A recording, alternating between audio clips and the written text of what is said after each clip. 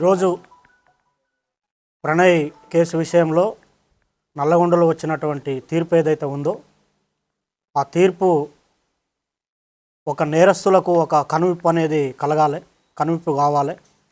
ఎందుకంటే మా బాబు ప్రణయ్ హత్య జరిగినప్పుడు ఇదే చివరి హత్య జరగాలని చెప్పి జస్టిస్ ఫర్ ప్రణయ్ అని చెప్పి చాలా మేము పోరాటం చేశాము. కానీ ఆ హత్య తర్వాత కూడా చాలా హత్యలు జరగటం అనేది జరిగింది. అయితే ఈ హత్య తర్వాత జరిగినటువంటి హత్యలు చేసిన వాళ్ళకి కానివ్వండి, కులాన్ని పట్టుకొని వేలాడే వాళ్లకు, కుల దురంకార హత్యలు చేసే వాళ్లకు, తర్వాత కన్న కూతుర్లను చంపుకునే వాళ్లకు, కన్న కొడుకులను చంపుకునే వాళ్లకు, అవతలి వ్యక్తులను చంపే వాళ్లకు కులం పేరుతోని ఈ యొక్క తీర్పు అనేది కనువిప్పు కావాలని నేను కోరుకుంటున్నాను. వాస్తవంగా ఈ ఇన్సిడెంట్ తర్వాత మీ అందరికీ తెలుసు, చాలా లాస్ అయిపోయాం మేము.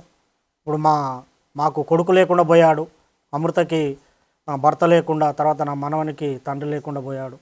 తర్వాత మారుతిరావు ఆయన అమృత ఫాదర్ ఆయన కూడా సూసైడ్ చేసుకున్నాడు. తర్వాత ఈ ఇందులో ఉన్నటువంటి 7 మందికి సుభాష్ శర్మకి ఉరిశిక్ష, తర్వాత మిగతా 7గురికి 6 మందికి జీవిత ఖైదు విధించడం అనేది జరిగింది. వారి కుటుంబాలు కూడా బాధపడుతూ ఉంటాయి. కాబట్టి ఎవరైతే ఈ సుపారీలు తీసుకొని హత్యలు చేసే వాళ్ళకి ఇది ఒక కనువిప్పు కావాలి. ఏదన్నా ఉంటే మాట్లాడుకోవటం కానివ్వండి, సమస్య పరిష్కారానికి సామరస్యంగా చేసుకోవాలి తప్ప మేనేజ్ చేయొచ్చులే, వాళ్ళకి అంతో ఇంతో డబ్బులు ఇవ్వచ్చులే, మేనేజ్ చేయొచ్చులే అని చెప్పి చంపడం అనేది కరెక్ట్ కాదు. ఈ కేసు విషయంలో మమ్మల్ని కూడా అనేక రకమైనటువంటి ప్రలోభాలు పెట్టినప్పటికి కూడా మేము ఎక్కడ లొంగకుండా న్యాయం జరగాలి, ఈ హత్యతోని మిగతా కుల హత్యలు ఆగిపోవాలని చెప్పి మేము పోరాటం అనేది చేయటం జరిగింది. 6.5 సంవత్సరాలు మేము ఎదురు చూసాము న్యాయం కోసం, మేము సాక్ష్యం చెప్పి. ఇందులో ముఖ్యమైనటువంటి పాత్ర పోషించినటువంటి అప్పటి డిఎస్పి శ్రీనివాస్ గారికి ప్రత్యేకమైన కృతజ్ఞతలు ఈ సందర్భంగా తెలియజేస్తూ ఉన్నాను. ఎందుకంటే సారు ఐఓగా చాలా గొప్పగా ఆ కేసును పకడ్బందీగా, చాలామంది మమ్మల్ని అన్నారు ఎందుకు కేసు లేట్ అవుతుంది, ఛార్జ్షీట్ లేట్ అవుతుంది, ఏదో జరుగుతుందని. కానీ సార్ మీద మేము నమ్మకం పెట్టుకొని ఉండటం వల్ల లేట్ అయినప్పటికి కూడా ఒక పకడ్బందీ 200 పేజీల ఛార్జ్షీటు, దాదాపు 100 మంది సాక్షులను పెట్టి ఛార్జ్షీట్ వేసి గట్టిగా కేసును పకడ్బందీగా చేశారు. తర్వాత దానికి సహకరించినటువంటి ఎస్పీ రంగనాథ్ గారికి కూడా ఈ సందర్భంగా ప్రత్యేకమైన కృతజ్ఞతలు తెలియజేస్తూ ఉన్నాను. సార్ ఆధ్వర్యంలో మంచి టీము సుభాష్ శర్మను ఆ రోజు వెళ్ళి పట్టుకోవటము, తర్వాత నిందితులందరినీ పట్టుకోవటం విషయంలో కూడా సారు అనేకమైనటువంటి టెక్నిక్స్ ఉపయోగించి, టెక్నికల్ ఎవిడెన్స్ ఉపయోగించి తర్వాత ఈ సాక్ష్యాలను కూడా ప్రొడ్యూస్ చేయడం అనేది జరిగింది.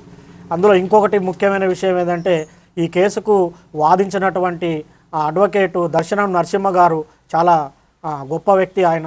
ఎందుకంటే ఆయనకు కూడా ఎలాంటి ప్రలోభాలకు లొంగకుండా ఒక న్యాయం అనేది జరగాలి, ఈ సొసైటీలో న్యాయం ఉండాలని చెప్పి ఆయన కూడా గట్టిగా ఎలాంటి ప్రలోభాలకు లోను కాకుండా ఆయన కూడా చివరి వరకు కూడా న్యాయం కోసం పోరాటం అనేది చేయటం జరిగింది. చివరికి ఈరోజు వచ్చినటువంటి తీర్పుతోని న్యాయం అనేది జరిగింది.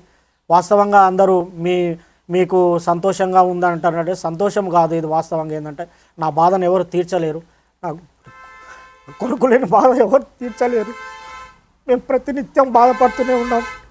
ఎవరన్నా బయట బాబులు కనపడినప్పుడల్లా, మా బాని క్లాస్మేట్స్ కనిపించినప్పుడల్లా బాధ ఉంటుంది. కాబట్టి దయచేసి నేను చెప్పేది ఏంటంటే చంపుకోవటం అనేది కరెక్ట్ కాదు. ఇప్పుడు నా మనవడు ఉన్నాడు, మనవడిని కూడా నేను చూసుకోవాలి. మాకు ఎవరి మీద కోపాలు లేవు. మేము ఈ కేసు విషయంలో సాక్ష్యం చెప్పాము, మా బాధ్యత మేము నిర్వర్తించాం. కేవలం ఈ హత్యలు ఆగాలనే ఉద్దేశంతోనే చెప్పాము తప్ప వేరే మరొకటి కాదని ఈ సందర్భంగా నేను తెలియజేస్తున్నాను. న్యాయస్థానం కూడా కరెక్ట్ అయిన తీర్పిచ్చింది. ఈ సందర్భంగా చివరిగా నేను చెప్పేటి ఒకటే, న్యాయం అనేది ఉంటుంది. పోలీసులు కానివ్వండి, చట్టం కానివ్వండి, న్యాయమూర్తులు కానివ్వండి, న్యాయవాదులు కానివ్వండి ప్రలోభాలకు లొంగుకారు. ఈ దేశంలో, ఈ రాష్ట్రంలో, ఈ సమాజంలో న్యాయం అనేది ఉందని మరొకసారి రుజువందని తెలియజేసుకుంటూ సెలవు తీసుకుంటాం.